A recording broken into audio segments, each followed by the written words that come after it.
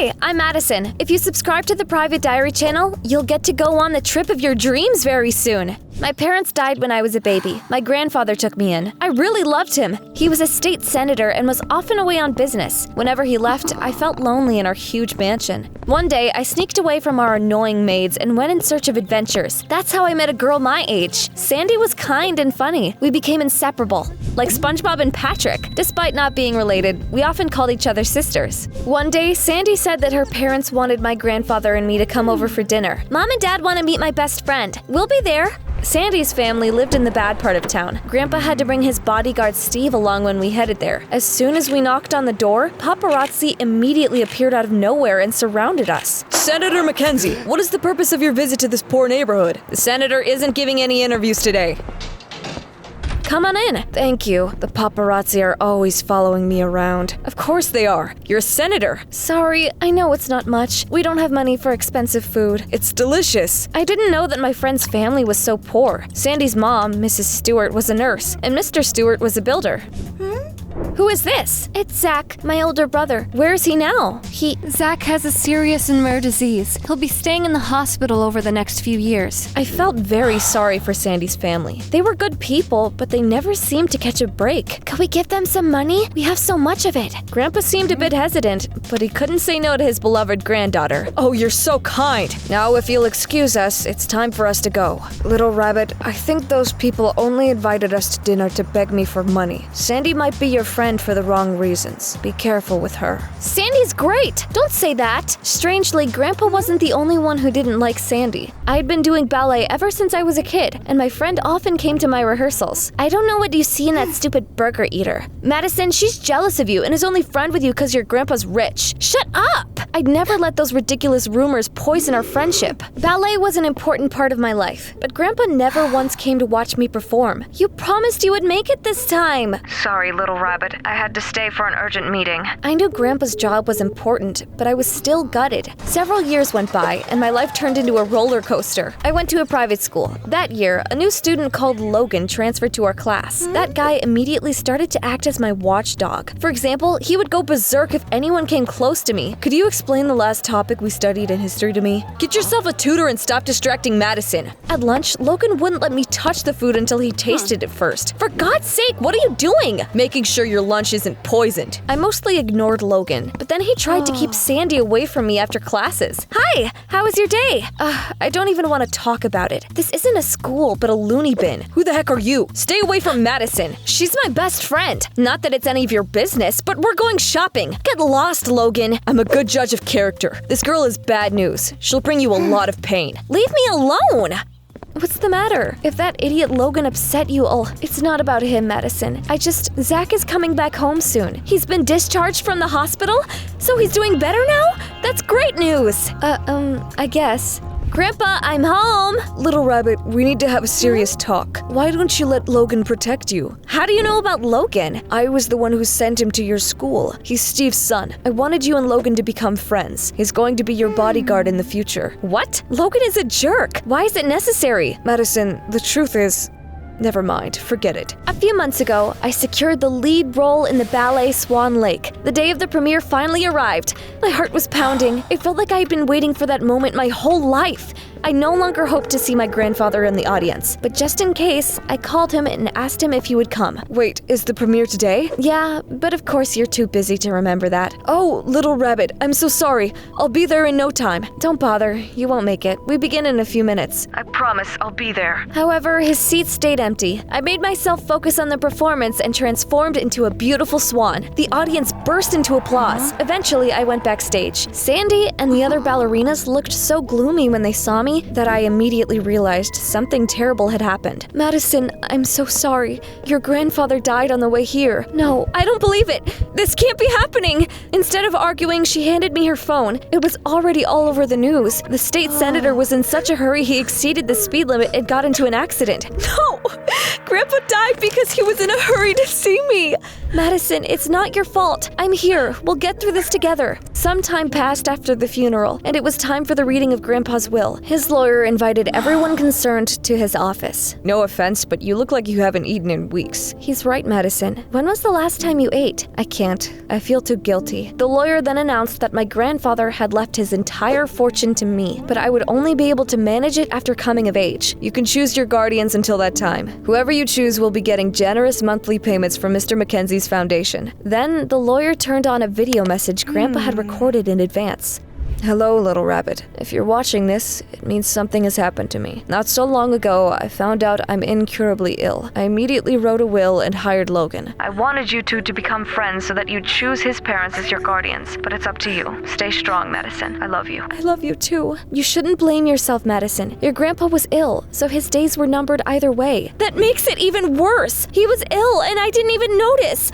I'm so selfish. After that, contrary to the expectations of everyone present, I asked Sandy's family to become my guardians. The payments from Grandpa's foundation will help you, right? If that's what you want, we'll adopt you. Thank you, Mrs. Stewart. Madison, are you sure you can trust these people? You'd be safer with us. I'm sure. They're practically family already. After all the adoption papers had been signed, I asked the Stewarts for a favor. Do you mind if we stay at your place? Everything in the mansion reminds me of Grandpa. Staying there is too painful. Of course, Madison. Whatever makes you feel more comfortable. After moving in, I met Sandy's older brother, who had recently come back home. Zach was very handsome and very rude. The freaking paparazzi are here again, all because of some stupid senator's granddaughter. Zach! Have some shame, her grandfather just passed away. I didn't feel like fighting with Zach. I was fighting my own demons and could still barely bring myself to eat. Look at her. I never skipped a meal. None of us did. You mean at the hospital? What hospital? Enough of this nonsense. Try my pie. Sorry, I'm not hungry. That evening, Zach yelled at me for dragging his family into a scandal. Look at what these bastards are saying about us. The Stewarts took advantage of the grief of Senator Mackenzie's granddaughter and adopted her for the monthly payments. No one in their right mind would believe such nonsense. Nevertheless, I could tell from the looks on their faces that they were upset such rumors were circulating about them. I grew weak without proper nutrition and felt extremely dizzy when I came to the next rehearsal. You look like a skeleton. A ballerina should be slim, but healthy. She forbid me from practicing until I recovered from my loss and gained some weight back. It came as a shock to me. Logan, did you follow me here? Yes. I mean, no. It doesn't matter. Madison, just move in with us. I've already made my choice. Did you know that Zach spent several years in juvie? What? I thought he was in a hospital. If that's not enough for you, then I'll find something else on that family. You might be in danger. Think about it. If something happens to you, those con artists will get all of Mr. Mackenzie's money. It is my duty to save you. When I got home, I asked Sandy's parents if it was true that Zach had been in prison. So you found out the truth. Madison, we lied to you because we were afraid Senator Mackenzie would tell you to stay away from Sandy if he found out about Zach. I'm sorry for that stupid lie. Are you talking about me? I did something stupid and started a fire in my school in a fit of anger. But I served my sentence, I've changed, and I don't need to justify myself to some rich girl. I'm not judging any of you. I just wanted to know the truth. Madison, you look terrible. I've been banned from practicing until I get better. This is not good. You should start eating. Start with small portions. I had no appetite, but tried to swallow some peas. All of a sudden, they got stuck in my throat, and I started to choke. Mrs. Stewart was a nurse. She reacted with lightning speed and used the Heimlich maneuver to save me. Thank you! You saved my life! The things the journalists wrote couldn't be farther from the truth. We were all horrified when we read an article accusing my family of starving me to get their hands on my grandfather's fortune. They even used a picture that made it look like Mrs. Stewart was taking my food away from me. These journalists have no shame. They're even taking photos through our windows now. Unfortunately, the public believed their lies. People got mad at the Stewarts and pelted our house with rotten tomatoes. Sandy's parents were even fired because of their ruined reputation. When Sandy was on the way home from school, someone threw slop on her. Of course, Zach blamed me for everything. I knew you would cause us nothing but grief. I swear I'll fix it. At that very moment, we both saw a camera flash outside the window. Freaking paparazzi. I'll teach them a lesson. Me too. I was too weak and quickly fell behind, but Zach ran on. Unfortunately, the paparazzi escaped anyway. That slimy journalist got away. I only managed to tear a button off his shirt. The next morning, police came to our place. Madison Mackenzie, we have reason to believe you are in danger here. What? What makes you say that? This morning, someone left this photo at our station. This isn't what happened. Zach didn't throw a vase at me. Someone just photoshopped it into the picture. We can't ignore this. Zach, you're coming with us to the station. We'll talk there. Let go! I didn't do anything! Zach's track record was so bad, they didn't listen to a word he said. I'll fix it. I'll prove this is all a misunderstanding. I'm sorry, Madison, but we can't look after you anymore. Ever since we took you in, bad things have been happening to us. Of course, your grandfather's money has helped us a lot, but family is always going to be more important than anything else to us. My best friend's parents regretted adopting me. I couldn't even blame them. Logan was the one who deserved to pay for what he did. I was sure he was the one who had taken the picture the day before and brought it to the police. Have you finally decided to move in with us? Dream on! You're going to go to the police station right now and tell them the picture you left at the station was fake. What are you talking about? Don't even try to deny it. You were the one who ran away after taking the picture yesterday. What? You always tried so hard to get close to me and chase Sandy away because you wanted me to choose your parents as my guardians. What makes you say that? Your father knew about my grandfather's illness. He knew he was going to die soon. But you're nothing but a puppet. He's the one pulling your strings. Hello, Steve. I've realized something. Logan has been saying that Sandy's family wants to get rid of me and get their hands on my grandfather's money. But that was actually your plan.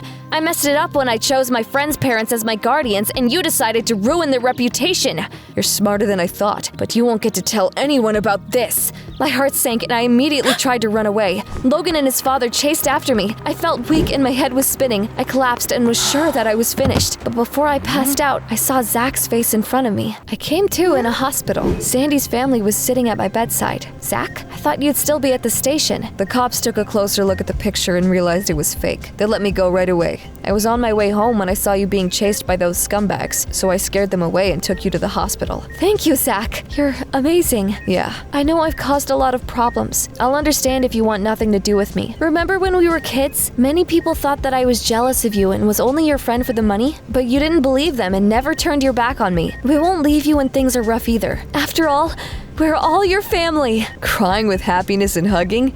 I think I'll pass. Even though Zach tried to appear indifferent, I knew that he cared about me in his own way. Soon after that, I got a restraining order against Logan and Steve. I like living with my best friend's family.